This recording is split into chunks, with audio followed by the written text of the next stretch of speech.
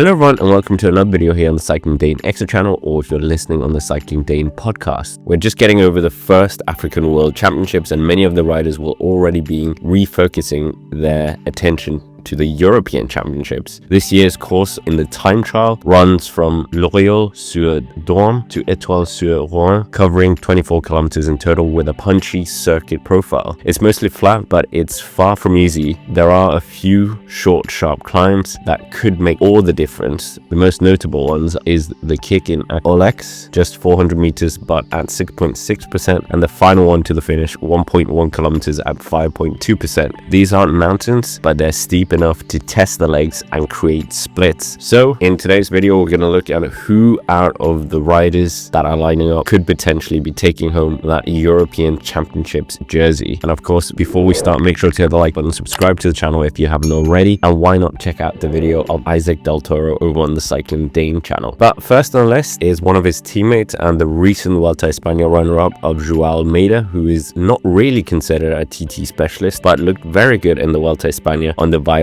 time trial. And in 2025, the Portuguese star has not fared badly against the clock in various different terrains, finishing 6th in the Volta Algarve final TT, 2nd on the Stage 1 TT in the Tour of the Basque Country, and very well in the most crucial time trials in both the Tour de Romandie, where he finished 2nd in that time trial that got him the overall win, and in the Tour de Suisse, where he managed to win the final time trial and also winning that GC, which was a spectacular achievement in its own right. And those two courses were very different from the European Championships course, admittedly. Almeida also managed to show himself on the flat time trial on Stage 5 in the Tour de France before crashing out, and on that time trial he finished 1 minute and 14 seconds down on the winner of Remco Evenepoel. Almeida could look to improve on his other appearance at the European Championships, which came in 2021, and there he managed to finish 10th, and for sure the Portuguese is not showing up here to make up in numbers. Next on the list is no stranger to European Championship success in the time trial, and that is of course Stefan Küng, who won the title both in 2020 and in 2021, plus coming close in 2022 and 2024 last year, finishing 2nd and very close to the title. As far as 2025 for the Swiss TT machine, it has been not the best season on his record against the clock, with the best performance being arguably his 6th place in the TT in the Tour of Polonia and even the Valladolid TT as well, none of which are anywhere as challenging as this Europeans course, so he might look to better it. But what I'm relying on for this inclusion in our top 5 is his incredible experience in the European Championships, being able to execute a TT so neatly, fresh, and perhaps he will have a bit of a point to prove after his 10th place at the World Championships and not coming away with the mixed relay title as well with Switzerland. Third on the list is another former European champion, and that is Josh Tarling, the Welshman, who is the 2nd youngest winner of this title, only behind another rider on this list, of course. Tarling's season has been a mixed bag in the time trial. He has shown flashes of brilliance, and early in the year he demonstrated his pace against the clock in the flat TT terrain in the UAE Tour, winning that stage convincingly with 18 seconds down to Tadej Pogačar in 3rd place, before after a hectic classic season going to his first Giro d'Italia, where he was able to win his very first Grand Tour stage in Albania, part of the Grand Pantenza in Tirana on Stage 2, just beating out Primož Roglic and Jay Vine for the win. He even came close on the very tricky time trial in Siena, being denied the victory by Dan Hula on Stage 10, but it really showed he had some good TT legs there for sure. His form though is a bit questionable, as we haven't seen him in a time trial setting since the Giro d'Italia, not starting the British National Time Trial Championships, but we have to recall as well he is super young, only 21 years young, and for sure if he has prepared for this, he will certainly be a force to be reckoned with. And the GB team are also bringing Ethan Hayter, who is the current national champion. Before we get to the top 2, we might as well look at some of the other riders as well. Obviously I have to pick a Dane. We have got Mads Pedersen doing his first ever European time trial championships, which should be very exciting to see what the Dane can do in this setting. He's no stranger to winning time trials, but maybe he can do an upset here. He's paired with Niklas Larsen, who could also potentially be doing a good time here as well. But of course Bruno Amarai, the multiple national time trial champion for France, is here, and he will also look to do something and prove himself strong after an 8th place in the individual time trial in Rwanda. And Matthias Vacek, the Czech national champion in the TT, who's very strong, would like to do something here as well. And with that out of the way, second on the list is one of the biggest favorites not to make the voyage to Kigali, and that is of course Filippo Ganna. Ganna will be hoping to continue the winning streak of Italy, who won last year with Edoardo Effini, who is not here this year. And despite Ganna's 2 world championship titles and multiple national time trial titles, he has not yet been a European champion in the discipline. Not for lack of trying, this will be his 6th attempt to win the jersey, with 2021 being his closest, losing by 8 seconds to Stefan Küng, and only 10 days later, in fact, winning the world's title. So make of that what you will. In 2025, the Italian has been limited in terms of his exposure to the time trial overall. In the early part of the season, he finished 14th in that very hard Volta al Garb TT, and he won the opening Tirreno Adriatico time trial that we're so used to seeing. And at the Belgian Tour, he finished 2nd in the time trial stage there before Ganna went to Italy and won the national championships once more. At the Vuelta a España, he managed to take the shortened Valladolid time trial after having to recompose himself, which was very, very impressive to see. The course will be tough, but I think Ganna will be very good at this, and it's not too tough, and perhaps the other riders coming in from Rwanda will be feeling a bit fatigued, and that is one thing he's got on his side. Now coming to number 1 on their list, and that is of course the world and Olympic time trial champion Remco Evenepoel, who sealed his 3rd world TT title in a row in style by catching Tadej Pogačar, and that is surely going to be his bedroom poster for many years to come. Remco Evenepoel is the current king of the TT throne and has been European champion in the past in 2019, and in 2021 he was 3rd on that podium with Küng and Ganna. In 2025, Remco, despite the hampered start to the season, has been electric in the time trials. Early on in his first time trial back in the prologue in Tor Romandie, he finished in the top 10, but crucially winning the longer final time trial in the final stage of the race. And he also managed to replicate his success from 2024 and win the Dauphiné time trial, beating both Tadej Pogačar and Jonas Vingegaard, and won his national time trial championships as well, before at the Tour de France beating out Tadej Pogačar for that stage 5 time trial by 16 seconds, and that was a very impressive one to say the least. He also went to the World Championships, as we said, in Rwanda, winning that time trial by absolute huge margins, and really cemented himself as the king of